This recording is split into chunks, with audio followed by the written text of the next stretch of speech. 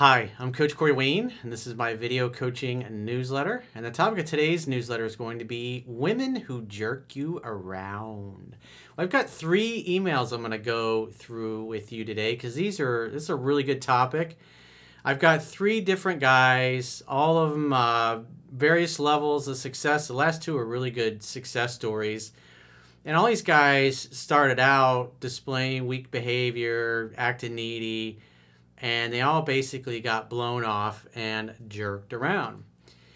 So 2 of them are doing the last 2 are doing really well. The first guy's starting to get there, but what's interesting is he had a girl blew him off after a year, found my work, started doing well, and then she came back into his life. And then he got sick. And then he had to cancel a date on her. And what's interesting is that it's obvious from reading this guy's email. This is probably the first time in his life he's ever canceled a date on a woman. He obviously had a good reason because he got sick. And now obviously he's all worried, like, oh my God, what's she going to think? I canceled a date on her. Whereas he's probably had dozens and dozens of women cancel dates on him over the course of his life. And so what's interesting is, like, most guys don't get to experience having to cancel a date or blow women off, especially hot women. And it just, what I like about all the combination of emails is that you're going to see it's so important to have other choices and have other options and not just focus on one woman. And once you really start to apply the things that are in my book, 3% Man, what you're going to notice is that over time, especially over several months, is that you're going to be constantly meeting and dating women. Some will work out, some will progress real quickly, and others will just kind of fall by the wayside. And as you have other choices and other options, it's not really a big deal, because if the other person stops playing tennis with you, in essence, then you just need another tennis partner if you look at it that way. But if you're obsessed or focused on one particular woman and your emotions are involved, it makes it so hard to do the right thing. And more often than not, you're going to be doing things out of fear, which is going to further make you look weak and needy and insecure and undesirable. And everything you're trying to avoid, which is getting jerked around or blown off, is actually going to happen more. And so as the months go by, as you start applying the stuff that's in my book, 3% Man, what you'll notice is some of those women that disappeared, maybe there were other guys, maybe they're boyfriends, maybe they were just in a bad headspace, whatever it happens to be.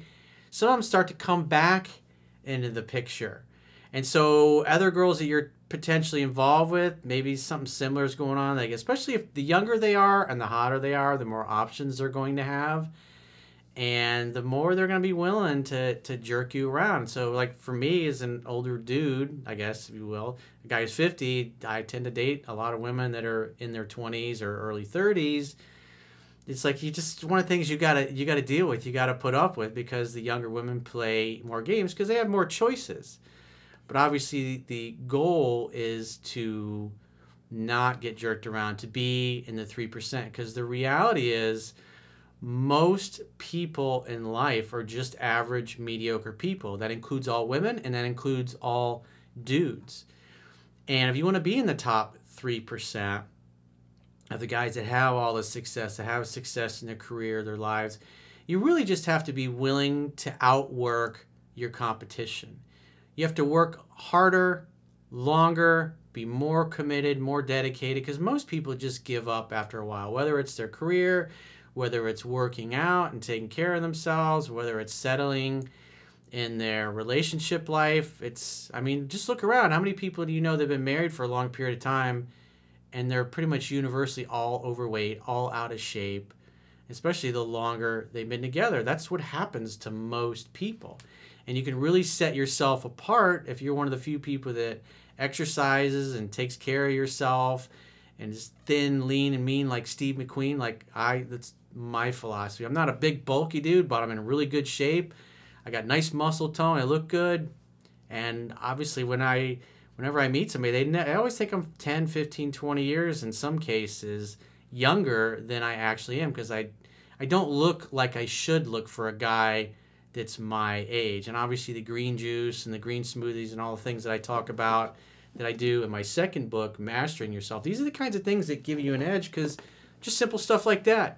Juicing vegetables. Like, Like yesterday morning, I made a gallon of green juice. It took me about 45 minutes to do that. That's something I do twice a week, every week, and I've been doing it for almost 20 years. How many people are going to commit to something like that for that many years, especially 2 decades? None. Same thing with making the smoothies. It makes me feel better. It makes me look better. It gives me more energy. It makes my skin beautiful. It gives a nice sheen to it. And if you want to have choice and have the best that life has to offer, you have to take care of your body. And the older you get, fewer and fewer people are going to do that. Even those big, bulky steroid monster guys that, break my balls on video all the time. It's like, look at those guys. If we did dark field microscopy and live blood analysis, their blood would look like shit compared to mine. I have beautiful, healthy red blood cells, perfectly formed, no yeast, no candida, no bullshit in my blood. But all those fucking steroid monsters. That's why those guys drop dead of heart attacks. They have cancer. They got all kinds of fucking health problems, especially as they get older, because all the shit that they inject themselves with. But that's neither, it really doesn't matter. But the point being is that successful guys, it's like if you're watching this video, you're already ahead of 97% of your competition out there. Most guys are too lazy, too weak, too checked out to want to sit here and spend the time watching a video like mine and trying to better themselves. And so if you're willing to go longer, if you're going to commit to things longer than the average person, if you could just hold out a little longer for the things you want and keep plugging along, even when it doesn't look like it's going to work out for you, eventually everybody around you is going to give up. Like Wayne Dyer said, it's never crowded along the extra mile. You have to be willing to do the things that most people just simply aren't willing to do. And I do that. And that's why I get good results. And I continue to get good results. And that's why you're going to see most of the guys that I'm going to go through their emails here. It's like they're getting great results. Because the fundamentals are the fundamentals, and most people are just simply not going to put the time in and the work. And if you take care of yourself, you go after the things you want in life, whether it's career or business, you go after the kind of women that you want, and you don't fucking settle, and you don't get into lame relationships with lame girls that don't really set your heart on fire, and you're happy to stay single. Maybe it's for a couple of years until you find the right girl or the next great love of your life. You're just willing to hold out more than most people. And the worst thing that you want to happen is you get into a relationship with a girl. It's kind of a lot of the things you like, but she's not really there. And then 6 months later, you're kind of solid in the relationship, and you meet a hot smoke show who just knocks your fucking socks off. How are you going to feel then? Are you going to be glad that you settled? You're going to probably try to talk yourself into justifying it, but you're not going to be able to get that girl out of your mind. Because settling is horrible. At some point in time, you're going to be faced with the reality of what you could have had or what you could have been if you hadn't have settled. And that's one of the things that's always motivated me. It's been my emotionally compelling reason why I've done all the things that I've done, is because I believe that over the horizon, whether it's a business or a relationship or friendship or where I live or what I do for a living, if my heart's moving in a new direction, I'm going to go check it out and see what it is. And the right people are going to come along. And the wrong ones, they're going to fall by the wayside. It's like one of my buddies, when he was a Green Beret, when he was going through qualification training, and people would quit. He liked that. He's like, yeah, just because he was able to go. He wanted to quit. He felt like it too. He felt horrible inside. But you know what? He just kept pushing through the pain. And other people mentally just didn't have the same level of commitment that he did. And that's even what I do for a living, I've seen a lot of people come and go trying to do what I do. They do it for a few years, and hey man, I've been at this professionally for 15 years now, and I've been studying this stuff my whole life. Self-help, relationships, dating, spirituality, everything. And it's like, so I got a lot of I got decades of life experience and wisdom that my competition just doesn't have. And that's why my books, I mean, if you look at the ratings I got on 3% Man, it crushes everybody in the genre. And I sell more books than pretty much everybody combined, because I'm just, I'm going to keep plugging along. 20 years from now, I'm going to be doing the same thing. The things I love, things I enjoy, that bring value and meaning to my life, because just most people aren't willing to do it. So with that said, that long diatribe, let's get into the first email. Or let's go through the quote first. The quote says, women jerk guys around who they have low interest in, don't respect, or just to troll them to see how they react to pressure. Weak and insecure guys don't react too well to being jerked around and often get frustrated, needy, and over-pursue, which naturally invites more testing and getting jerked around. Men who know better develop themselves to excel in their lives, careers, and take great care of their health so they can always have plenty of options with other women. They will call women out for violating their boundaries without apology or remorse because it's the right thing to do. Remember, no one will ever do or say to you that you don't invite them to do. It's very, very important to set healthy boundaries. So back to the quote. If a woman jerks them around, they simply give their time, attention, and validation to other women who value, appreciate, and respect them more. The more successful and well-rounded a man's life is, the more choice he will have with women, the more peace he will have in his heart, and the less he will be bothered or diminished by rude and selfish women. And the other thing that's interesting, women that jerk you around, it's like, I get a lot of shit for this, but the reality is that women that don't have good relationships with their dads, or they have non-existent or bad relationships with their fathers, it's like, especially the hotter they are and the younger they are, they're going to jerk you around because they have lots of choices and options themselves. And partially because they're fucking spoiled, entitled little bitches. It's like it goes to their head. And they're young, they don't have a lot of life experience, so they have a lot of power. But as they get older, they get in their late 20s and early 30s, and they're not as beautiful and young as they were in their early 20s, they notice that the men are paying more attention to the younger women around them. And so their choices start to diminish the older they get. That's why as a man, your sexual market value, if you will, is going to continue to increase as you become older and become more successful, especially if you take care of yourself and you look a lot younger than you actually are, like yours truly, of course. So let's go to the first guy's email. He says, hello, Corey. I'm a 21-year-old guy from Poland, and I've been following your work for over a year after a girl dumped me. I've read your book 6 times so far and still counting. Good start, dude.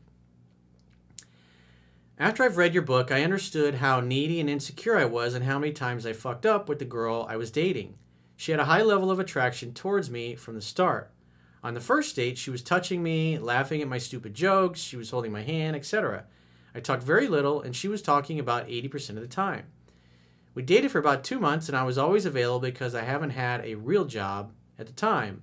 I was pursuing my goal of being an artist. Well, you just should have been doing more artist stuff. Painting more paintings, sculpting more sculptures, whatever, welding more things if you're a welder, whatever kind of art you happen to do. You should be busy as fuck doing art. That's your job. That's the way you should look at it. If you're obsessed as an artist, every waking minute you're trying to create something because it's just so much fun and it brings you so much joy. That's why I continue to do these videos after all these years, when all these people have kind of come and gone, and they put out books and their books don't sell anywhere near as well as mine do. It's like I always chuckle. Often imitated but never duplicated.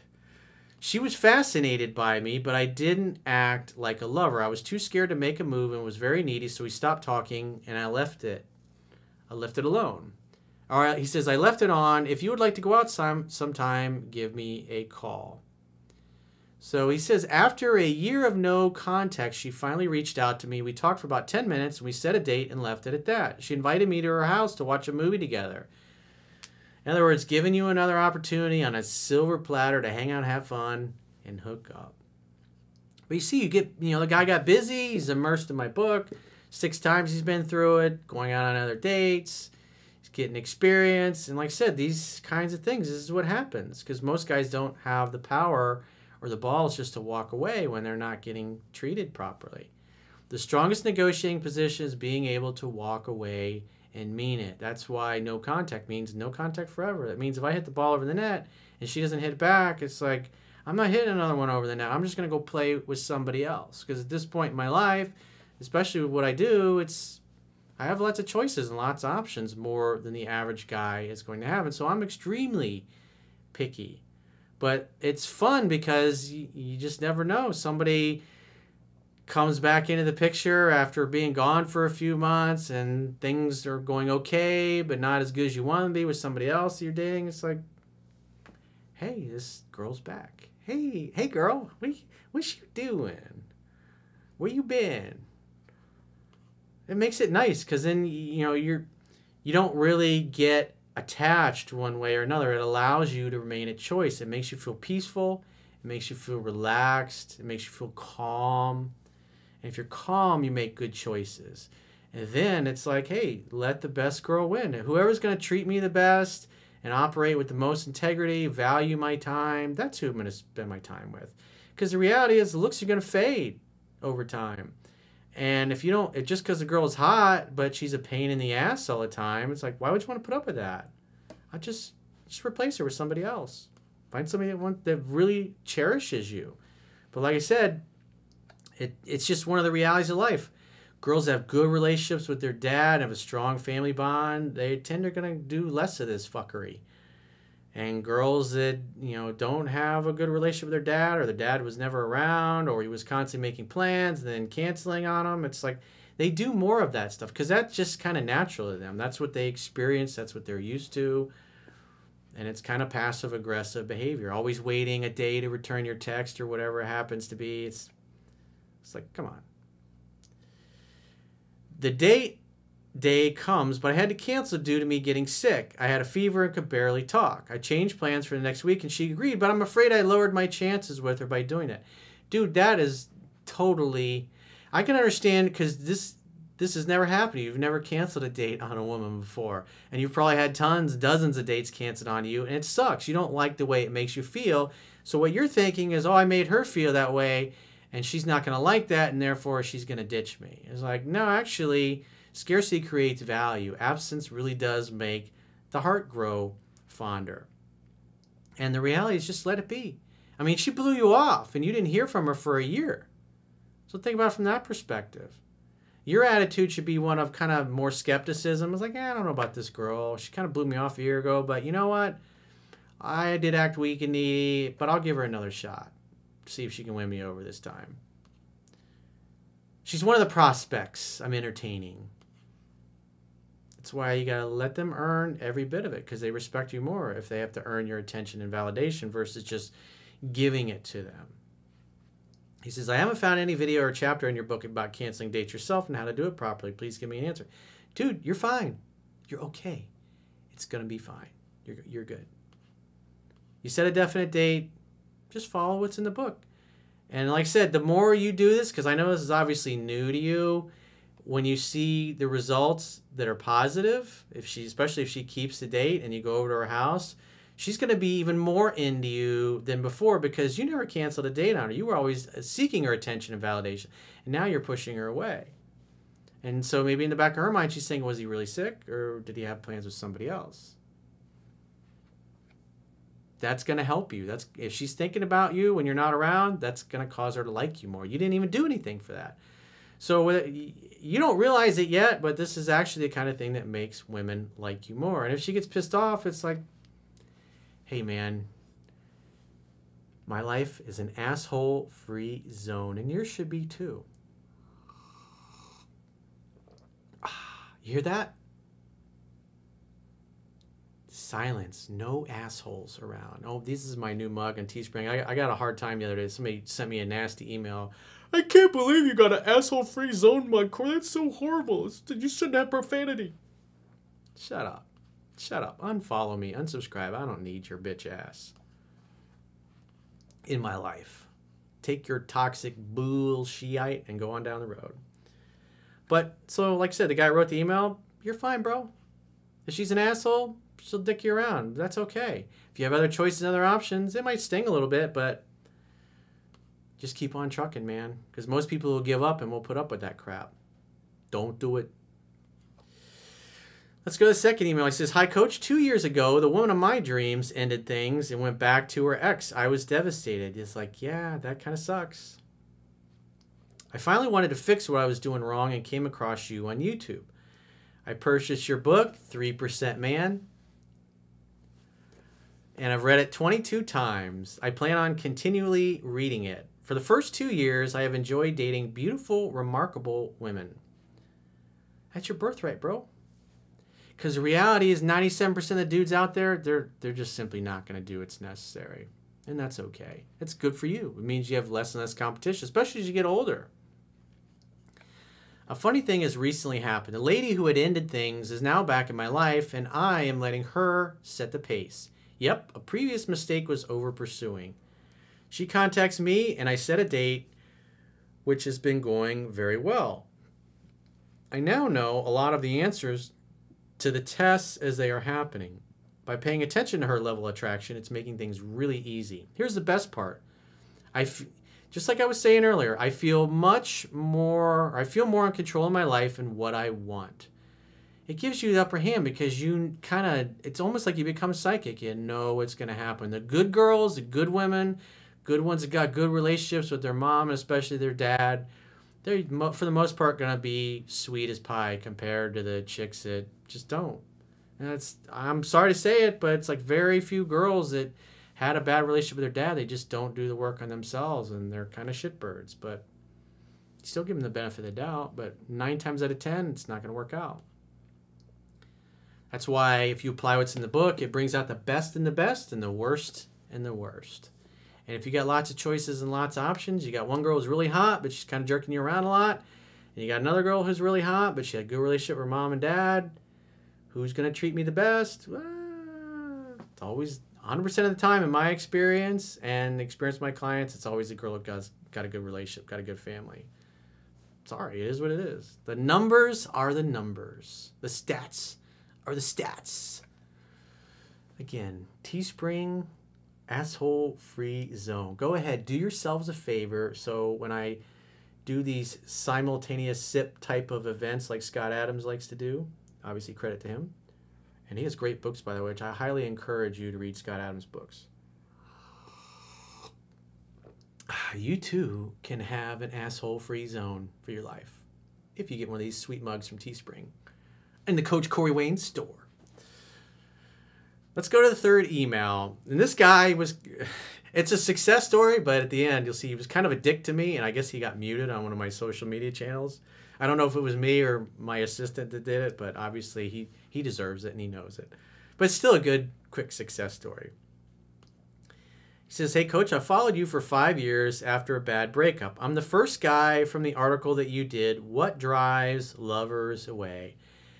Been some ups and downs, and actually, I think you muted me on YouTube after I put a smartass comment on the video with the doctor dude, meaning Dr. Deanna of BeSimplyWell.com. And the younger chick. Yes, that would be Ashley. I was in a slap-happy mood that day. My bad.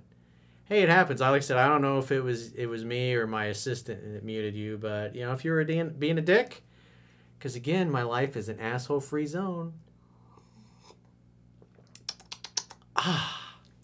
That's refreshing. Oh, by the way, an update on Dominic and Ashley. They are actually engaged. We're going to do a video. We've talked about it, but they're going to get married. Dominic's going to get his tubes untied. Man, getting the tubes tied is pretty quick, outpatient thing, but when you want to go undo it, they got to do microsurgery. They open up your sac. They pull everything out. They put you under. It's like, damn, they got to do microsurgery. And it's got like a 95, 96% rate. And obviously, Dominic had an unfair advantage because yours truly, obviously, we're good friends. He's like a brother to me, so I'd do anything for Dominic. And, you know, when one of your buds is like, hey, I'd kind of like to put this back together, it's like, it's a done deal, bro. So now they're going to live happily ever after. But we'll do an update because obviously then you can hear from both of them how it all happened, how it all came together. And I'll just play dumb for the most part, obviously. In any event, I'm getting married today to my dream girl. I've read your book over 30 times. We met about 2 years ago, and from the beginning, I methodically applied the principles you teach. They worked. I know you don't know me personally, but you have changed my life more than you'll ever know. You're a great mentor. I'm so happy to have discovered what you do. You were right. The best was yet to come. Thank you. Yeah, so I think it's great that I've helped change your life and all these nice flowery things that you say to me. But at the end of the day, you still came on my YouTube channel and were a dick to me and you got muted. It's like, come on, dude. Don't let the success go to your head. Don't blow your ego up too big. Because again, my life is an asshole-free zone. Even for those people who say I've changed their lives, if you're a dickhead, you're going to get blocked, you're going to get muted. It's like, sorry, not really. That's just the way it is. So if you haven't, if you're new, and I just spilled my water all over my balls. That's great. Nice cold water in the balls. If you haven't read 3% Man and you haven't read Mastering Yourself, you can read them for free in the members area of my website. All you got to do is go to understandingrelationships.com and fill in your information, the email subscribe. Ooh, that's brisk, baby. Fill in the email subscribe box, your name and your information. Click submit, and you'll be right in the members area and be reading them totally for free. And once you see how well they work, like obviously these guys, then go and buy a copy. Buy an Audible or a paperback so you can highlight and make notes, tab it out, get a Kindle, whatever it happens to be. And if you need my help, if you're in a challenge and you don't know what to do because your emotions have got the best of you, go to understandingrelationships.com, click the products tab at the top of your screen, and book a coaching session with yours truly. Until next time, I will talk to you soon.